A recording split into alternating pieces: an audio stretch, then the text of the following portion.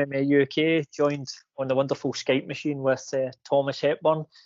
Thomas is getting back in the cage. He's been out for a wee while. Thomas will be fighting on the 27th of April against Dino Begg, and that is on the Art of Combat show. So, as I was saying there, Thomas, it's been a while. It's been March 2018 last time we saw you in the cage, Forza 7. Aye, it was a blast, man. It flew right by. It doesn't feel like it's been a year though. No, so by the time we get to April, that'll be just over a year. It's so quick though. Like the older you get, the more it just feels like it was like a couple months ago. I think that's a joy of getting older. It seems like you've got less time to yourself, so time does seem to pass quicker. What's this year, last year, sort of 2018, start of 2019, been like for you? Obviously, you've been out for a while. Was it an intentional thing to take a bit of time away, or did it just work out that way? Nah, like I took a lot of time off, and I'm really bad at doing it. I end up taking a week out, and then I take another week out, and I just end up not wanting to, because I get scared of fighting so much. I don't want to rush back in, and I never feel ready. So I'm gonna try and sort of push through the mental part of it this time, and hopefully fight again like a month, 2 months after it, like that, and just keep going. And just see how I get along. I would like to fight more this year. More than once a year seems like a good idea. I'm actually going to enter a club, just a jiu-jitsu thing in a couple of weeks, just to get more into competing.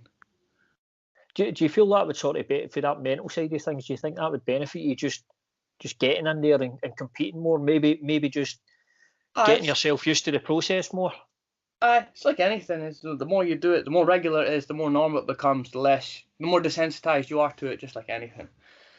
But the nerves are always going to be there. So I guess the nerves are one of those things. It's probably nerves are a good to an extent, because it keeps you sharp in there. But I guess you have to have a handle on it at some point.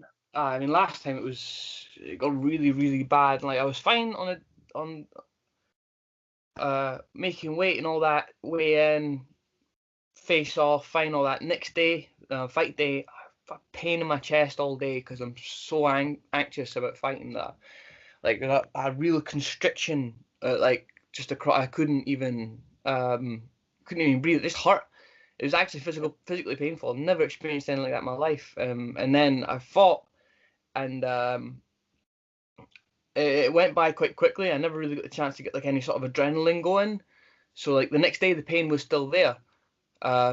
This anxiety pain, and so then the next day, I asked my coaches. They said like, well, so what happened is you never really got the burst of energy you were expecting. Your body prepared for it. So go out, run, just break up the energy as you go along. So I did. I was running and I was exercising. It went away and it's never came back. But now I'm afraid of the pain that I'm afraid of fighting, and so it's almost worse than it was the first fight I had.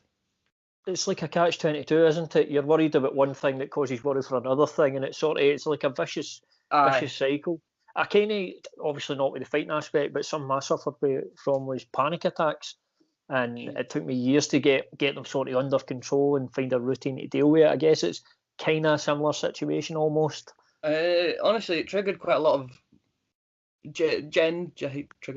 I had like a lot of general anxiety last year as well, just like really anxious and afraid of going out and doing things, and no idea what it was. But I feel a lot better now. A lot less anxious when I'm doing things, but still, it was really intense. Like end of last year, I just didn't want to leave the house even.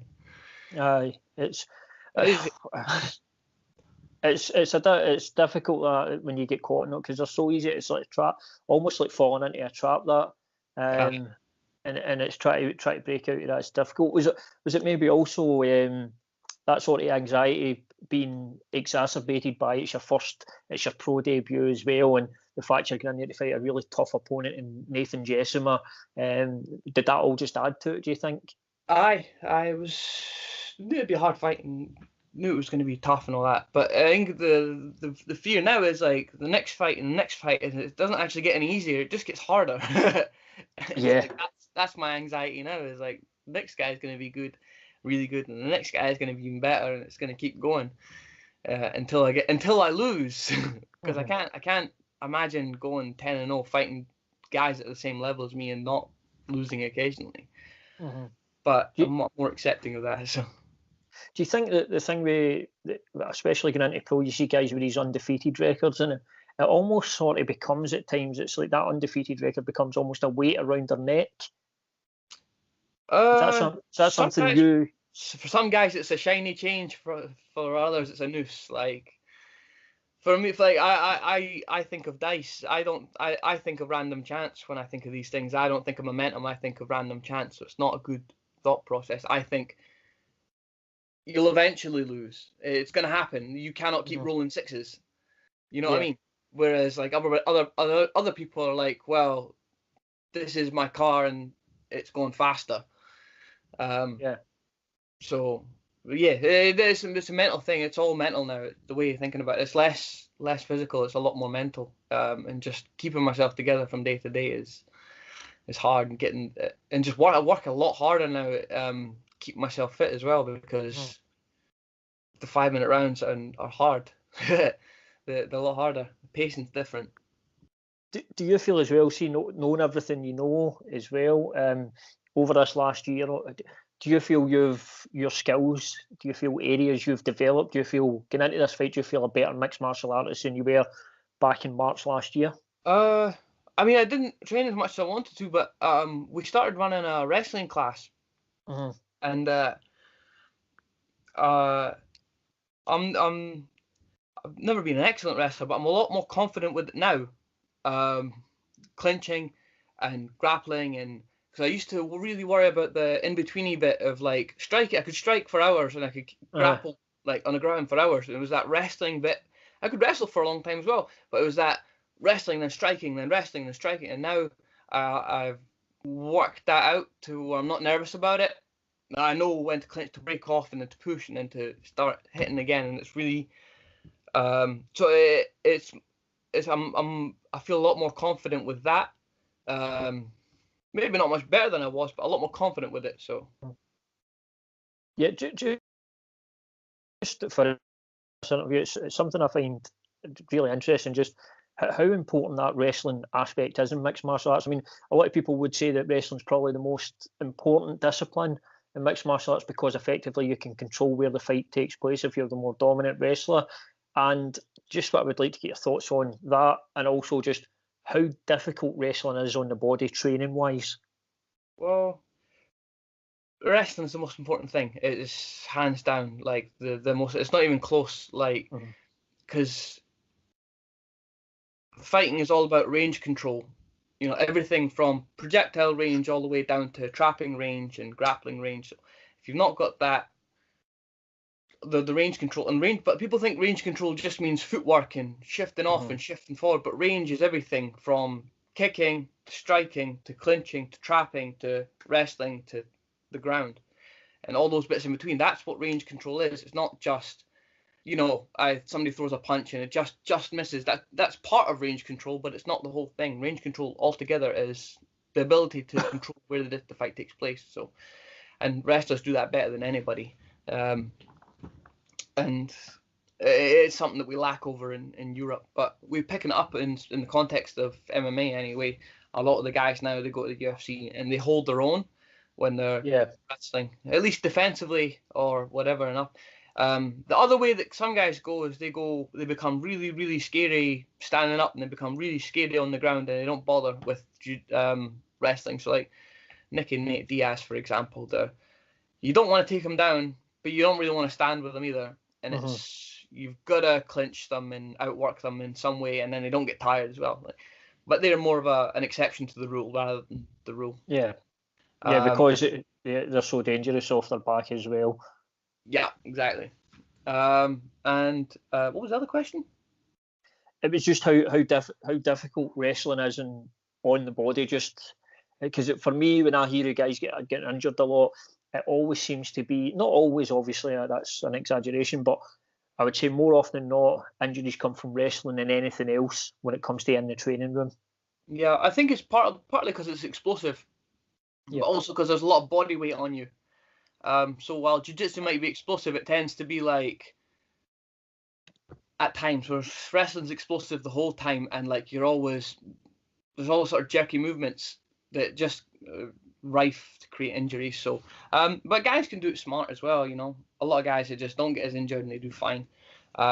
It depends on how you train. The AKA guys, no, the American Top Team guys are sort of like really bad for getting injured. You know, Cain Velasquez and DC. Yeah, that's it. That's AKA. AKA. So they're notorious for getting injured, and they're a heavy wrestling camp. But it's so necessary that it needs to be done, and there's no way around it. But you train smart, and then you'll be fine. Mentally, it's hard as well. I find that mentally wrestling is just tougher. It's just the grinding and the pushing and the driving. You've either sort of got it or you don't have it, and it is very hard to develop. Like rugby players just have it. They know to drive, and they've been brought up to push. So you meet those guys. They might not double leg well, but they will not stop pushing or driving because they know they get it eventually. And that's something I struggle with, is the mental aspect of wrestling. Technique's not bad, but like I use different wrestling techniques that favour me and my body type and my mentality. A lot of other people, you know. It's something you meant that I picked up on. You said as well. You discussed range a bit there, and I would imagine range is something you focus on because your physique for the weight class you fight at, you're obviously very tall, and I guess if you get your range right, you can almost stay in that. You can hurt an opponent from a distance where they can't hurt you. Is that something you work on for yourself because of your body type and your physique in that weight class? You find it just sort of happens a lot of the time. But I don't know. Last two guys I fought, or like Nathan's like the same height as me, and Nathan Hughes, he's within half an inch. Yeah. They're both my height. They both fought at that weight, and they were, you know, just fine. So it does depend. But I prefer actually fighting guys my own height than fighting smaller people. But I think in general, 9 times out of 10, I'm going to be the taller person in a fight. It's very rare somebody's going to be taller than me. And it's not something I practice religiously, you know, keeping people on the end of the jab and all that. But it does tend to happen just naturally throughout training. I try to focus on all ranges equally because you never know what's going to happen. I guess it's just a case of, I mean, I suppose you could take a full lifetime to try and work on everything and still not get there. There's just so much involved, and it's obviously it's a time issue as well. Just to move on a wee bit, Thomas, just to move on to your opponent. So you're fighting Dean Begg. How much do you know about Dean? I'm assuming you do know a bit about him. Quite a bit, actually. Me and him are like, I don't know, mates or anything, but like we definitely know each other, and like because like I've been at the same shows as him since years ago, and I was actually in his corner at the last SGI grappling thing. He just had he didn't have anybody, and he's like, "Do you want to sit in and just so I got somebody there?" And I'm like, "No bother." So for sure, like we're quite friendly, and that's quite good in a personal thing because it's just like I'm quite lucky. Everybody I fought, nobody really talking mad shit or anything like that. So I don't imagine Dean was any talking mad shit either. But I always find it a little bit easier to share a cage with somebody you're comfortable with. No idea what it's going to be like fighting me, but like you just sort of familiar. Regardless, it's still a familiar face. Even if it's an unfriendly one, it's still familiar, and I just find that a little bit. It helps you just ease up a little bit when you're throwing punches at each. I guess it's that thing. Is it almost then like when you're looking at a fight like that? Is it almost like a sparring session? Because when you're sparring with guys, you tend to be sparring with teammates and people you know. So almost is it a kind of similar situation when you get in there with a guy you know and you don't have animosity with, where it just lets you be a bit looser? I'm not sure because like I've never sparred with I never rolled. I think we competed in jiu-jitsu once, but I've never rolled with him outside of a competition. So I've never been in that friendly arena. So I think the nerves will still hit anyway. Yeah. But just with lights and all that, and people watching, it's always going to happen. But it just is that it's just that little bit easier. Like it just feels a little bit more. I don't know. Like I don't know. Yeah, it just feels a bit better. Definitely helps my anxiety. And what sort of fight are you expecting? What sort of fight are you expecting? Do you know to bring to you in April? I watched his last kickboxing match. It was good. He won. I think he's got some relentless pace. He's not going to slow down over 3 rounds. He's also cause he's stupid fit as well, and he's also probably going to be a lot stronger than me. I think he's not heavy.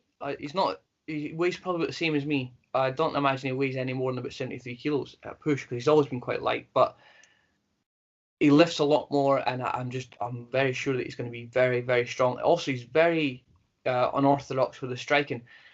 Just tends to catch people like quite a bit. So I'm really going to try and be really tight and not get clipped with something on the way in, or trying to come out and get caught. Because it's very unorthodox. It's hard to predict what he's going to throw and all that. So it's gonna be interesting. But I'm expecting like a hard fight because his jiu-jitsu is excellent as well. It's definitely on par with me. Striking wise, I don't know. I feel I'd be better at striking, but only in like the technique sort of thing. Like I'm genuinely scared of how hard he could push in 3 rounds. Like I believe he can go super hard and he just won't slow down. So I'm trying to prepare for that as much. That's the thing I'm preparing for more than anything. Is that really fucking hard, ready to like just 3 rounds of just punching each other. I don't want it to happen, but it might. And I'm preparing for worst case scenario in that context because I think that will be the worst case scenario. Is he just keeps coming and I got to keep going towards him, and that's my worst case scenario, and that's the thing I'm training for. You should always train for the worst case scenario. So in sense, so obviously you're preparing for a very difficult and a very tough night in April, but having to train the way you're having to train leading up to this fight, pushing, like for example your cardio and stuff like that. Again, is this just things that's helping you develop as a martial artist going forward? I don't know. It depends on what you mean by martial arts. Like a lot of guys who fight and sort of martial arts, but they're really just sort of fighters. And like there's nothing wrong with being a fighter, of course. But like for me, when I think of martial arts, I just think about techniques. I don't think about techniques and like skill level, and I don't think about cardio, and I don't think about strength. I just think about technique and who's got the best technique. That's all that comes to mind. And so that's why I feel like you need to be, for it to show on that higher level, you need to be stupid fit so that it doesn't matter. Yeah. But for me, I don't consider strength or speed or athleticism when I consider martial arts. Or I don't, as a martial artist, as a fighter, it's very important. But as a martial artist, in the context of martial arts, I just think about timing, distance, and range control. I don't really think about the cardio, the endurance, or anything like that. So not so much. So yeah, maybe not help me as a martial artist, but definitely help me as a fighter. Perfect. Well, I'm not going to take up too much more of your time, Thomas. It was glad to get you on and have a wee chat with you again. As I've probably said to you, it shows I was looking forward to seeing you getting back in the cage. So I've no idea why people like seeing me fight. I don't know. It doesn't seem to be that exciting. No, I would disagree with that.